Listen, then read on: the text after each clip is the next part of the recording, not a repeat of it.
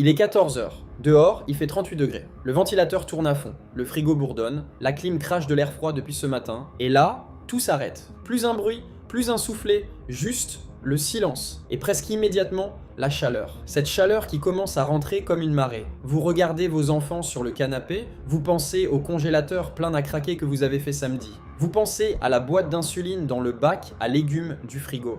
Vous regardez votre téléphone, 37% de batterie. Et là, la vraie question, qu'est-ce que vous faites maintenant? Parce que dans les 3 prochaines heures, vous pourrez soit tout sauver, soit tout perdre. Et la différence, elle ne tient pas à la chance. Elle tient à ce que vous savez ou pas. Si vous regardez cette vidéo en ce moment même, en pleine panne, sachez une chose, vous êtes au bon endroit. On va découper ces 3 heures en 3 phases. Chaque phase a ses priorités. Chaque phase peut vous sauver votre santé, votre nourriture, vos appareils et votre argent. C'est parti. Mais avant d'y aller, si tu aimes les astuces de survie, laisse-moi un j'aime, un boost et abonne-toi à la chaîne. On y va. Phase 1, les 15 premières minutes, le diagnostic. La première chose que font généralement les gens quand le courant est coupé, ils sont présents. Ils se disent, ça va revenir dans 2 minutes. C'est cette attente passive qui peut coûter très cher par la suite. Voici ce qu'il faut faire immédiatement après la coupure. Étape 1, confirmez la nature de la panne. C'est chez vous ou c'est général? Regardez par la fenêtre. Est-ce que les voisins ont du courant? Si oui, le problème vient de chez vous. Allez vérifier votre tableau électrique. Un disjoncteur a peut-être sauté. Canicule plus supplément électrique égale disjoncteur qui lâche. C'est banal et c'est réglé en 30 secondes. Si tout le quartier est sans électricité, c'est une panne générale. Dans ce cas, appelez votre opérateur électrique pour signaler la panne et estimer la durée. Notez l'heure exacte de la coupure. Cette information pourra tout changer dans votre gestion des heures qui suivent. Étape 2, débrancher. Maintenant, tout. Voici ce que peu de gens savent. Quand l'électricité revient après une panne, elle ne revient pas doucement. Elle revient souvent avec une surtension, une photo de tension brutale qui peut griller vos appareils électroniques en une fraction de seconde. Téléviseur, ordinateur, boîte internet, console, micro-ondes avec écran numérique. Un seul pic et c'est terminé. Alors, dès la coupure, débranchez tous les appareils électroniques sensibles de leur prise. Laissez seulement le frigo et le congélateur de préférence branchés sur un régulateur de tension. Laissez aussi une lampe allumée, elle vous signalera le retour du courant même si vous dormez. Étape 3, chargez tout ce qui peut l'être. Maintenant, votre téléphone, la tablette, le powerbank si vous en avez un. Si vous avez une voiture, elle peut servir de chargeur d'urgence. Dans 2 heures, votre téléphone sera peut-être votre seul lien avec l'extérieur.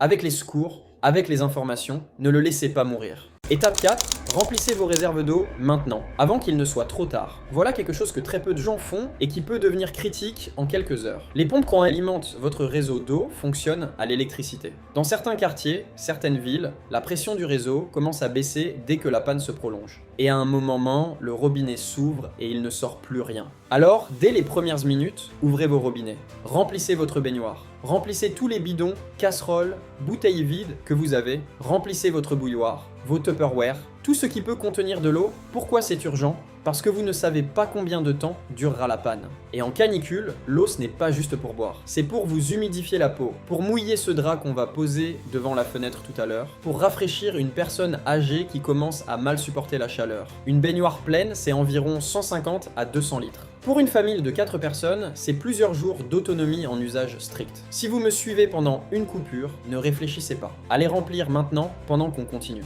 Phase 2, de 15 minutes à 1h30. Sauvez ce qui peut l'être. Maintenant qu'on a sécurisé l'électrique, on passe à ce qui coûte cher si on ne fait rien d'autre. La chaîne du froid. Voici la vérité que vous ne savez peut-être pas. Le réfrigérateur, s'il reste fermé, garde ses aliments en sécurité pendant 4 à 6 heures maximum après la coupure. Le congélateur plein, lui, tient jusqu'à 48 heures, porte fermée. S'il est à moitié plein, divisé par 2, 24 heures. Le mot d'ordre absolu, ne pas ouvrir. Chaque ouverture de porte fait grimper la température plus vite que vous ne l'imaginez. Résistez à la tentation. Dites-le à vos enfants. Collez-y une inscription si nécessaire. Et si la panne dure plus longtemps que prévu, voilà ce que vous devez faire dans l'heure qui suit. Action 1. Découvrez vos aliments critiques. Dans le frigo, les aliments qui vont devenir dangereux en premier sont la viande crue, le poisson, la crème fraîche, le lait ouvert, les plats cuisinés, les fromages à pâte molle. Ces aliments-là, si la panne dépasse 4 à 6 heures et que la température monte, vous devrez les consommer rapidement ou les jeter. En revanche, les légumes, les fruits, les yaourts non entamés,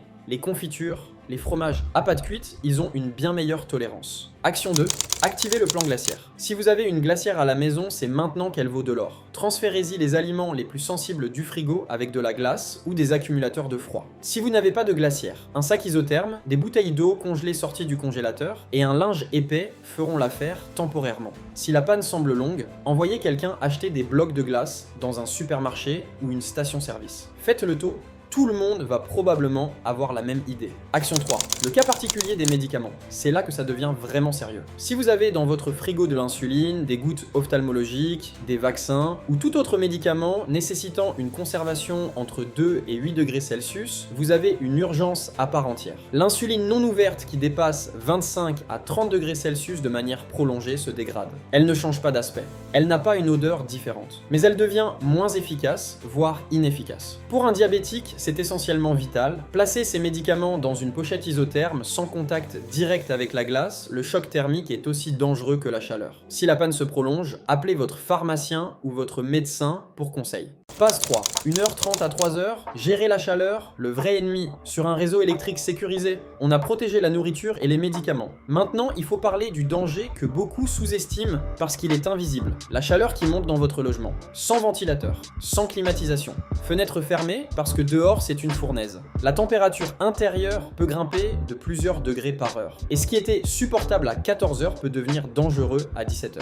Voici la logique contre-intuitive de la journée. Fermez les fenêtres tant que la température extérieure est supérieure à la température intérieure. Ce n'est pas l'instinct. L'instinct dit ouvre, ça étouffe. Mais si dehors il fait 39 degrés et que chez vous il fait encore 32 degrés, ouvrir c'est importer de la chaleur. Attendez le soir, quand la température extérieure descend enfin en dessous de celle de votre intérieur. Là, ouvrez tout. Créez des courants d'air, laissez la maison respirer. Pendant la journée, voici ce qui fonctionne vraiment. Fermez les volets et les rideaux sur les façades exposées au soleil. Mouillez un drap et le suspendre devant une fenêtre entrouverte. Quand l'air passe à travers le tissu humide, il se refroidit légèrement. C'est du refroidissement par évaporation simple, efficace, gratuit. Mouillez-vous. Aspergez-vous régulièrement d'eau fraîche sur les bras, la nuque, les poignets. Éventez-vous ensuite. C'est exactement le mécanisme que votre corps utilise avec la transpiration, on l'amplifie. Mais surtout, surveillez les personnes vulnérables. Ce point est non négociable. Les personnes âgées de plus de 65 ans, les nourrissons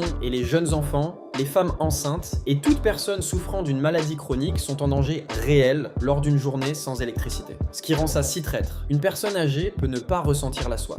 Elle peut ne pas transpirer normalement. Elle peut sembler juste fatiguée alors qu'elle est en train de glisser vers l'épuisement par la chaleur. Surveillez ces signes d'alerte. Maux de tête intenses, vertige, confusion, peau brûlante et sèche, nausées, poules rapides.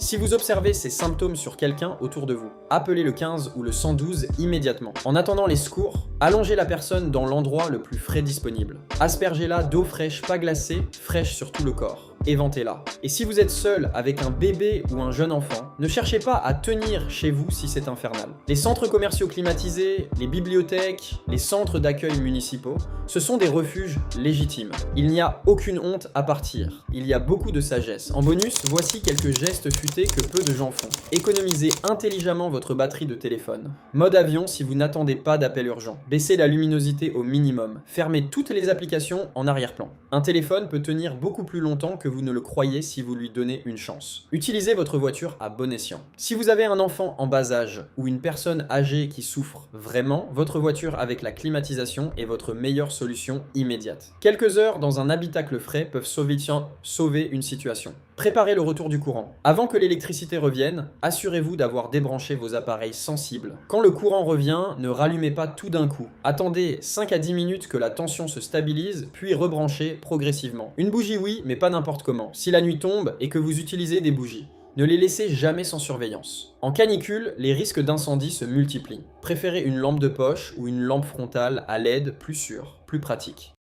Conclusion, l'essentiel à retenir, on a fait le tour. Dans les 3 heures critiques d'une panne de courant en canicule, tout se joue en 3 temps. La première phase, les 15 premières minutes pour le diagnostic et la protection électrique. Débrancher, charger, signaler la panne. La deuxième phase, jusqu'à 1h30, c'est la chaîne du froid. Ne touchez pas au frigo, préparez votre glacière, Protégez vos médicaments sensibles. La troisième phase, jusqu'à 3 heures, c'est la gestion de la chaleur.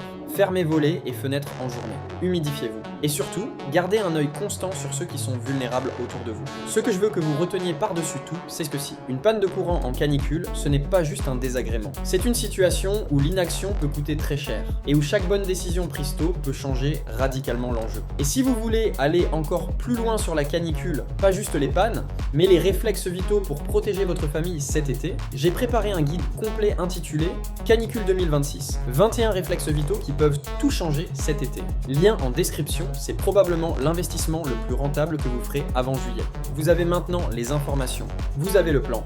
Merci d'être resté jusqu'ici, à bientôt sur Éco Décryptage.